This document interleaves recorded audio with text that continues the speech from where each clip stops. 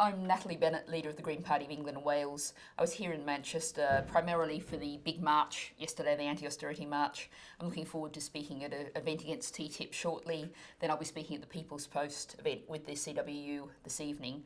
The focus really is on this Tory government, the changes we need, that it's heading in entirely the wrong directions, and the new kind of people's politics that's arising to replace it.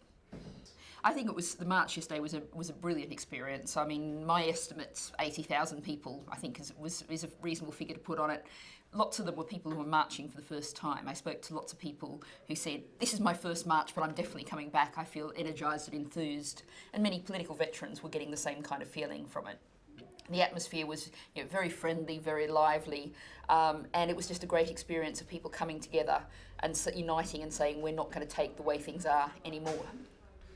And I mean, the focus was the government's austerity measures. Now, that term austerity must be one of the most used kind of buzzwords of the past 5 years, but it often seems quite abstract, something operating in purely economic terms, high-level government policy. But I mean, what would you say it means to you and to everyday people and the kind of people that you represent as a politician? Well, I think austerity, in simple terms, means making the poor, the disadvantaged and the young pay for the greed and the fraud of the bankers. That means that we have a debt and a deficit problem because the bankers were corrupt, out of control, taking unreasonable risks, as sadly indeed they still are. And then we had the financial crash, and instead of making rich individuals and multinational companies pay their way, rebalancing our economy away from the financial sector, it's the poor and disadvantaged and the young, particularly with tuition fees, who've paid the price for that. That's what austerity is. And what it means on the ground is, people are very aware of what it means on the ground. Their local library closed, their local children's centre closed, staff being outsourced, put on much poorer pay and conditions, 0 hours contracts. It's a real downgrading of the real foundations of our society. That's what austerity means. And I mean, as leader of the Green Party, obviously one of your core concerns is climate change, and it's fantastic to have a party that focuses on that. How does this connect with austerity? Well, I mean, the connection is very close and really very real, because to deal with climate change, what we actually need to do is invest in new infrastructure, invest in improving our infrastructure, invest in providing services.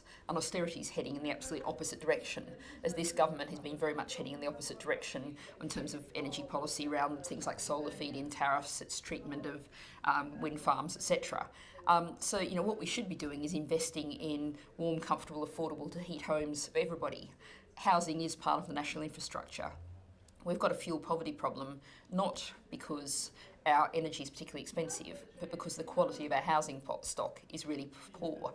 And you think about public transport, if we invested in public transport, not slashed away at services, as we've been doing particularly with rural and regional bus services, then people don't need to use their car.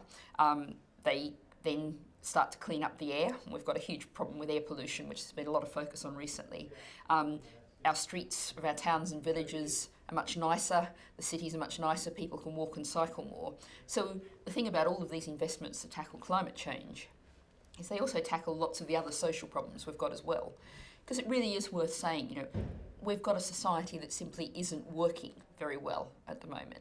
And just one measure, I think, that sums it up in a way is the fact that the rate of depression among the under-16s has doubled in the last 10 years. We're giving our children a very depressing-looking future. Austerity is a lot of the reasons behind that, and the threat of climate change, the threat of environmental damage. Turn it around by reversing austerity, investing in the future, and building a better society. The day after the general election result, and we this Conservative government, which obviously presents new challenges, which I think people are now starting to kick into gear against and feel more optimistic about. But just to go back to that moment, the Green Party got quite a large chunk of the vote, and yet they only got one MP. Could you talk a bit about this and how this makes you feel, and what are the issues for our democracy here? Well, the Green Party got more than 1.1 million votes, which is 4 times the vote that we'd ever got before. And as you said, 1 MP. If we had a fair proportional election system, then Caroline Lucas, the Green MP, would have 24 fellow Green MPs in the Parliament. Caroline's great, and she's almost like having 25 MPs, but it would still be better to have the 25 MPs. And we also had a situation where so many people live in safe seats where they say, my vote doesn't count, what's the point in me voting? We've got a government that was elected with the support of 24% of eligible voters. And even if you look at the people who voted, the Tory government only got the support of 37% of voters. So there's really no mandate there for the Tories for what they're doing. So one of the key issues we really have to look at is take our democracy out of the 19th century and get into the 21st century, have a fair, simple electoral system like we're about to exercise next year, next May, in the Welsh Assembly elections, the London Assembly elections, Northern Ireland and indeed Scotland. They've got a fair electoral system. People know that their vote counts, and people tend to come out, when they can feel that, they feel like they can make a difference. There's a huge problem with the narrowness of our media, the ownership of a handful of tycoons having a massive influence over what people read and see. There's positive signs, partly that's changing. I mean, in 2010, the newspapers were selling 9 million copies a week.